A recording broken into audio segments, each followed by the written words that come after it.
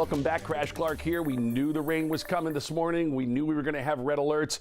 Look at this right here, folks. This is Lake I-75 at Moores Mill. That is an amazing amount of water that is collected on the roadways. And as you can see, it's impacting almost the entire interstate. Traffic is barely squeaking by in that right emergency lane. This is 75 northbound as you head up towards Moores Mill, but this isn't the only spot. We're getting reports of flooding all over the city, including with our wreck down south. First of all, the connector southbound wreck at University, mostly off to the right, but again, more flooding on the connector south at Langford Parkway and at University. We're hearing about flooding on 575 south near Barrett Parkway. A lot of these roads are taking in a lot of water, folks. You've got to slow down if you're heading out. This is one of our red alerts, 75 northbound. This wreck at Mount Zion Boulevard, blocking most of the roadway. The good news is they're starting to move this thing out of the way. Hopefully they've got it cleared up. Let's take a little peek at it.